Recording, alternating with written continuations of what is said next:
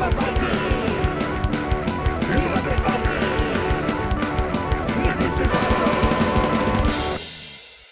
everyone, this is me, the End of Viking. This is Fire Tower. Fire Tower is obviously a fire-themed game in which each player is going to be taking on the role of like a, well, fire watcher. They're like, from what I understand, and I'm probably misquoting, but I mean, they're kind of like a park ranger. Maybe they are park rangers, and who knows, but they are people that are in fire watch stations that their job is to watch and wait and see if there is forest fires, and then if there are, they report those. Obviously, there are like huge like tracts of woodlands out there in the middle of nowhere where there could be like huge fires or what have you that people won't see or won't notice because of the fact that there is like a crazy amount of distance between you know, the wilderness and you. As a matter of fact, last summer when I was in Canada, way up in the middle of nowhere, fishing with my brothers and my dad, and my nephew, I should mention, like we saw,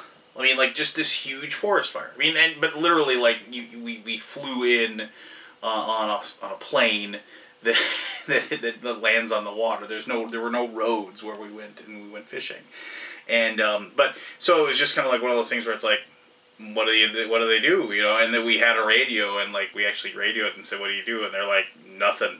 You know, it's just a fire up in the middle of nowhere, and we're like, oh, okay, well, thanks. Yeah, but anyway, regardless, I mean, so that's why, like, people just, you know, you can get way out in the middle of nowhere and not know there's something going on. All right, anyway, the point is that this is a game that is about these people that are watching these fires and theoretically want to fight them. However, this is not a cooperative game. There's lots of games out there that have fire as a theme. Oh man, I'm gonna blank on some of the names. I remember like there was a fantastic auction game. Actually, it's up there somewhere. Yeah, there it is. Spikerstadt, which got rethemed. But anyway, Spikerstadt was a game where each person you were like, you know, it was a weird auction game, but it was you being firemen. There was the Great Fire of London, 1666, which you know, was a like kind of a neat game about firefighters and was competitive. This game, as far as the theme goes, kind of reminded me of that.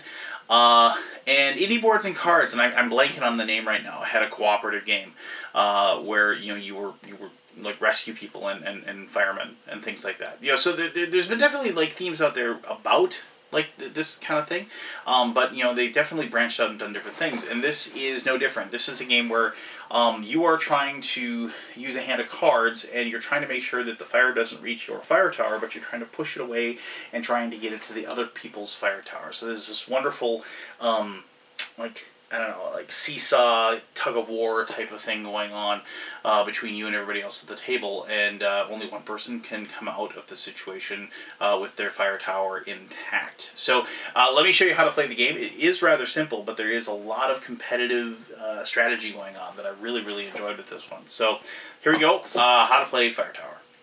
Alright, let's learn how to play Fire Tower. Okay, as I said, this is a game about a forest fire, but it isn't a cooperative game where people are trying to stop the fire from spreading. Well, I mean, technically you're trying to stop the fire from spreading because you don't want your fire tower, these spots in the corner here, you don't want those to catch fire.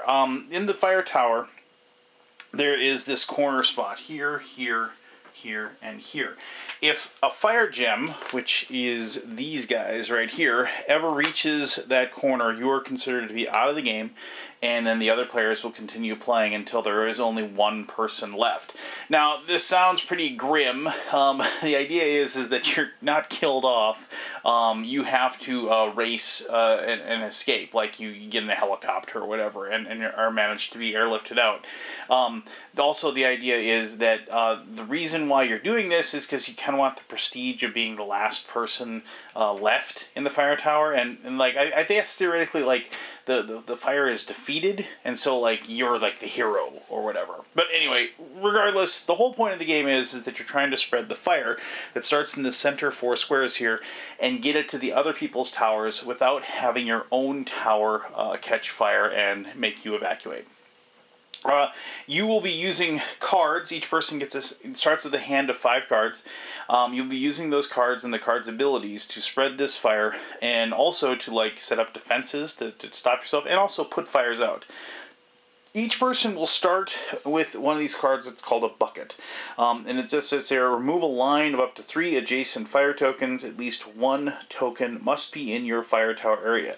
Now, if fire gets into your fire tower, and I'll explain how the fire spreads here in just a little bit, but if there's fire in your fire tower, obviously you are running out of time. The only way you can get rid of fire is in your tower is with this bucket. It's your last line of defense. There's other cards that are like, different like ways that you can extinguish flames, but you can't use those in your tower. This is the only thing that you get to use in your tower.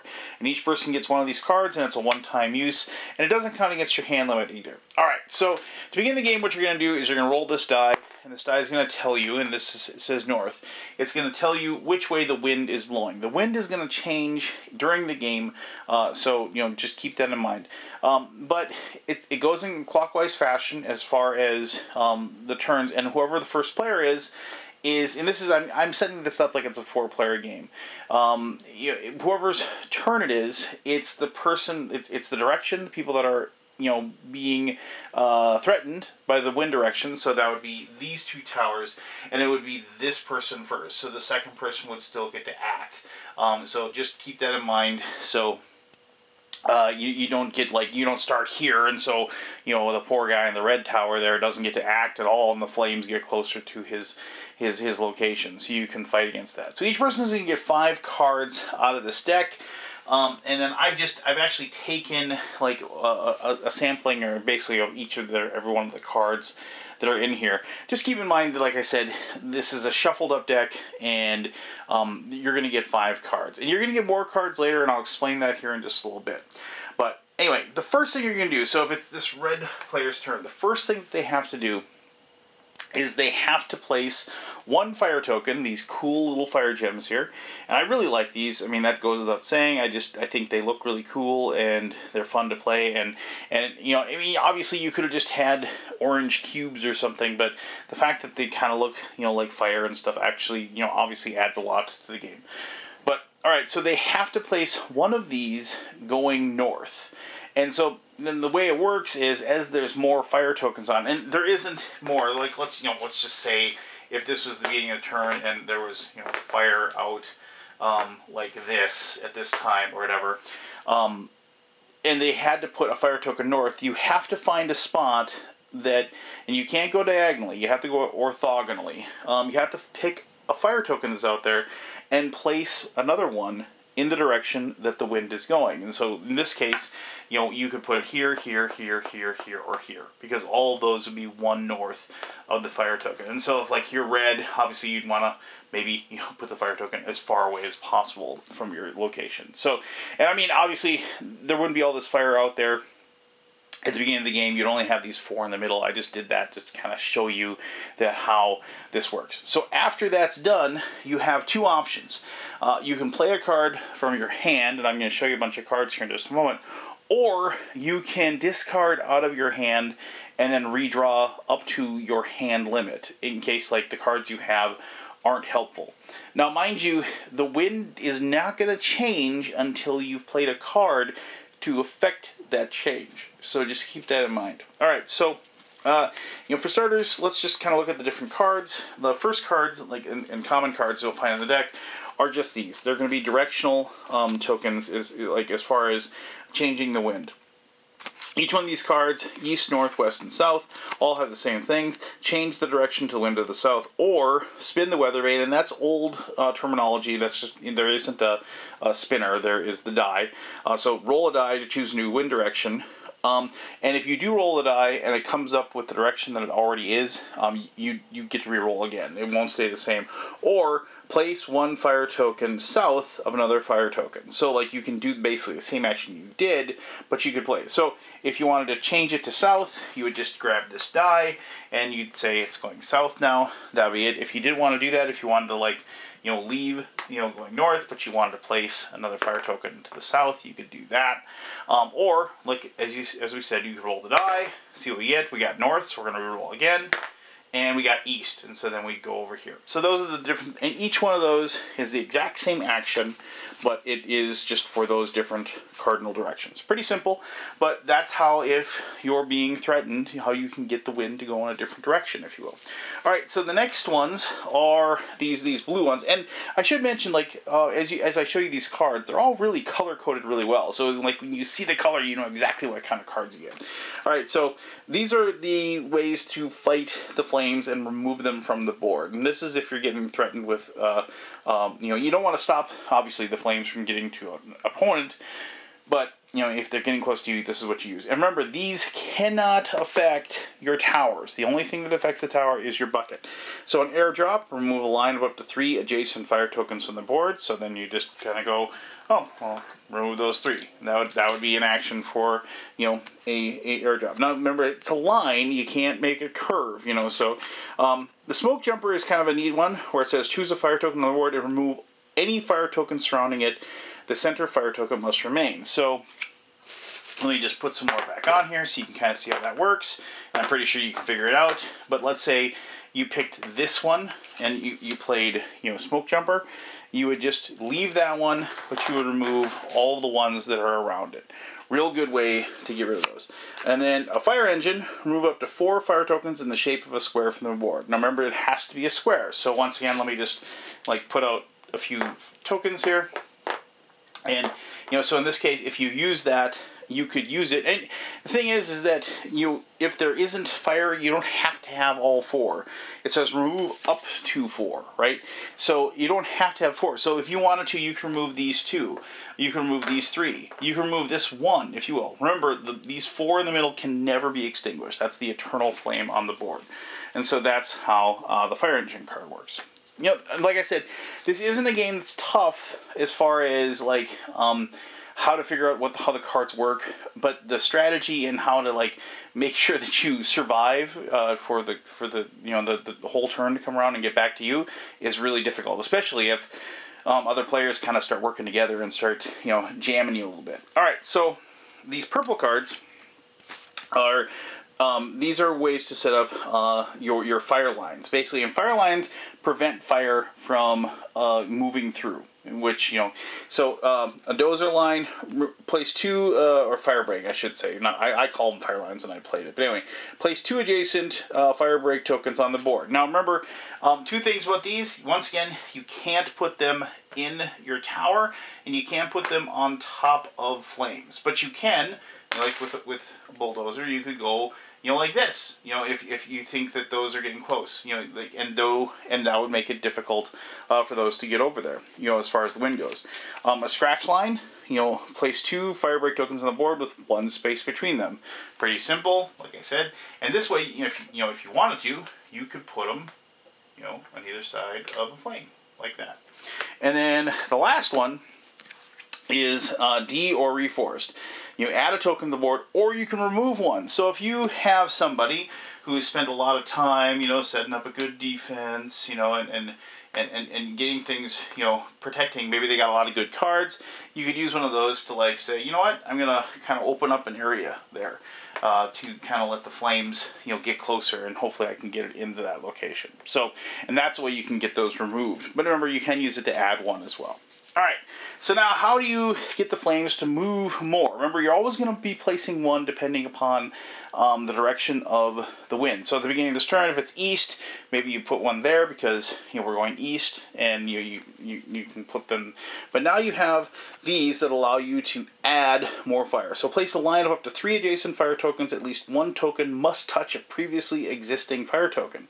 Now, so you can and remember, you can't place them, you can't place fire on these purple tokens, but you can, if you get these actions, you can go over those particular spots. So, in this case, you can go, 1, you can't place one there, but you go 3 and place one in that spot there as far as the flare-up goes.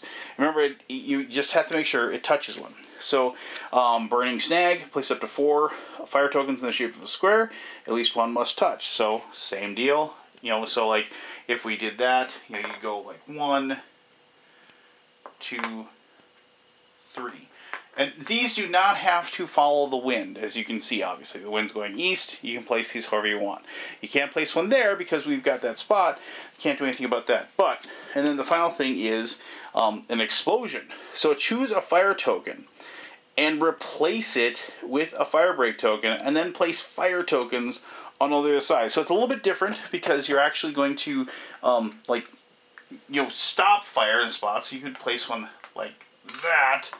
And then you place fire tokens all around it, like so. Once again, you don't get to place one where there's fire break tokens, but you can place them. Now greens, as they say, starting to feel the heat because, okay, that was horrible. But anyway, all right, so the last card is a card that just happens when you draw it. When you draw the card, the Firestorm happens. And the fire is intensifying. You must play this card as soon as you get it, and then you get to redraw. And actually, everybody can redraw at that point, and go through their deck. What happens with the Firestorm is that you have to go ahead and figure out, because like a firestorm is what it is it's the fire is so intense that it kind of creates its own weather. And so depending upon where the wind starts blowing, you're going to add a lot of fire tokens to the board. So the first thing you do when you roll for the Firestorm, or when you get the Firestorm card, is you're going to roll this die. And we get it up with east again, so if I was the green player, I'd be very happy that that was the case. And so what happens is that you're going to look at every possible location that you can place a fire token, and you're going to place one to the east. So you can go right there, and you can go right there, and you can go there. And so you're just going to add one on, and and wherever you are able to place a token. Now this is obviously can change things up and add a lot of fire tokens to the board, but there you go. You kind of spread it out.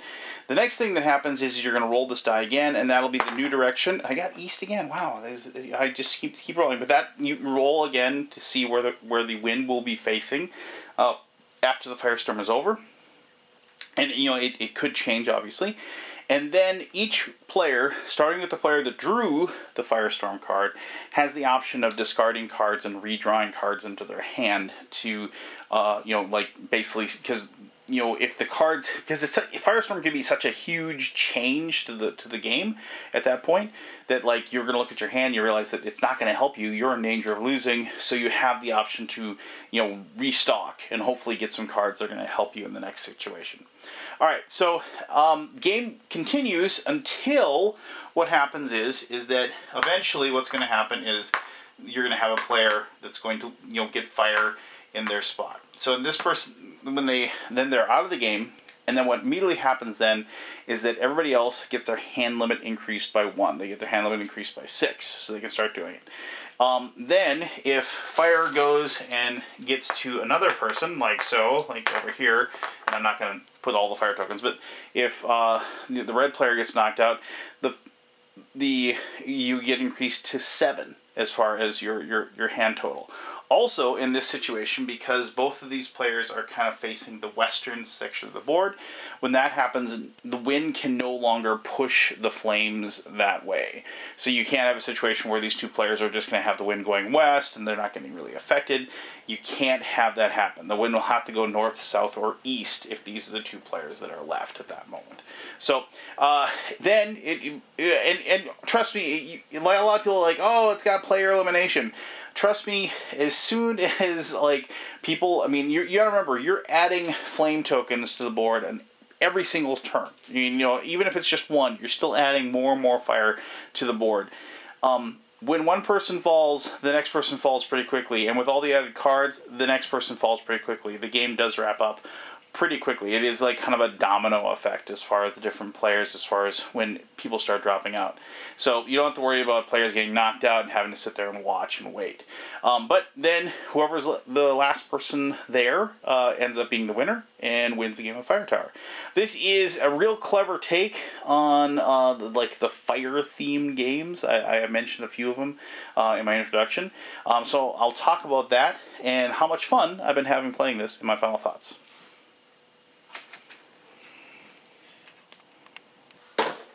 Oh, oh. Ah, there we go. Fire Tower. Awesome. So, there you go. You should have a really good idea how to play the game. Thank you very much for sitting through that. So, as I mentioned, this has got a lot of this competitive strategy thing going on. This is, as I said, it is a directly competitive game, though obviously there's some like tabletop going on, and usually people end up working together in trying to take down somebody that is seemingly having a lot of good luck or what have you, or using their cards in a more like I hate to say better manner, but definitely more expediently, or just, you know, for whatever reason, maybe they've just been lying in the weeds a little bit, and everybody else has been kind of focusing on everybody else, and so then the other players will kind of notice that and be like, you know what, Steve's doing pretty well, let's just start pushing the fire back towards Steve. Now, this is definitely one of those things where it's like, you have to decide when you're using certain cards, like, you definitely want to, like, hold on to the cards that are going to put fires out, or put like the blocking up. Well, actually, let me backtrack. You hold on to the water cards. I mean, because of the fact, obviously, if somebody starts pushing fire in your direction, you want to be able to put it out and not have it affect you. But you do definitely, you're going to be using the fire break cards. For lack of a better term, you're going to be using them to build up your infrastructure, you know, your anti-fire infrastructure, trying to protect your tower. And so depending upon, like, your hand of cards and the cards you start getting, like, you might end up with a lot of those purple fire break cards, and so then you're just playing more of a defensive turtling type situation. But you also could end up in a situation where you just seem to be getting all these attack cards, these fire cards. And so, depending upon the cards you are drawing, they're going to be using them to push them that way. Now, the variance in the cards is kind of where you want to be. You want to have lots of different options. You want to be able to change the wind. You want to be able to, you know, attack the other people with the fire cards, and so on and so forth. I always run, when I played it, I always run the things like, it's like, I got this really good, like, fire hose thing. I can get rid of a lot of fire with this, but I got to hold on to that. But it's also kind of stagnating my hand. I don't have as many options. So that you have some cool little fun decisions as far as that is concerned that I really like. There is nothing better in games like this for when you, like, turn over the perfect card where you get to push the flames in a certain way. There is, like, a wonderful tense moment when, like, you're waiting as like there's fire, like, creeping up in your tower, and you're just hoping you can get around to your turn, before, like, and hopefully you'll be able to last one more round, if you will, and like, hopefully you can get, like, that perfect card that you need. Because remember, if you draw cards, you don't get to play one. So, like, a lot of situations where I played it, I would be up against the wall, and watching the fire creeping closer and closer, and I'd redraw all my cards, and now I got my, 5 or 6 brand new cards in my hand, and now I gotta wait, and I get that perfect card. I got a card that can put the fire out. I gotta wait for it to get all the way back to me. And I'm like, oh, just let me make it, right? And there's also, like, the wonderful moment when, like, the Firestorm card gets drawn, because obviously that just devastates the entire board, and there is that fun moment where you can all of a sudden just see everything change. And I can, like, I hate to use game changer as far as it goes, but definitely when that card gets drawn, it changes things up a lot. So, the best, I guess, theoretically, if this game lasted too long, people would get bored of it. It'd be like, oh, geez, I've been playing this for an hour. No. So the game wraps up perfectly in like 15 to 30 minutes. It doesn't take long. It's easy to set up. It's easy to teach, and people are going to grasp it really, really quickly.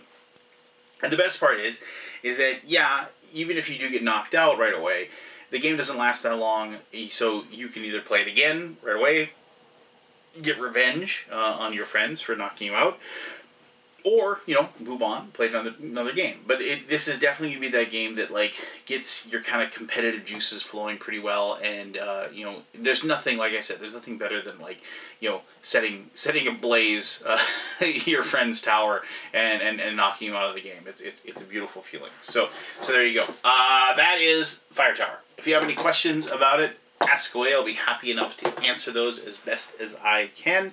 If you can think of other like fire games, like fire themed games, and I mean like I'm not saying like the games that have just like a fire aspect to them. I'm talking about like an actual like firefighting like aspect to it or a theme. I know I forgot of some, so hey, tell me. I'm sure you enlighten me, if you will. So there you go. Alright, thanks a lot for taking the time to watch this video. Until next time, I am the Undead Viking, and you, yes you, have yourself one heck of an awesome day. Alright, bye-bye.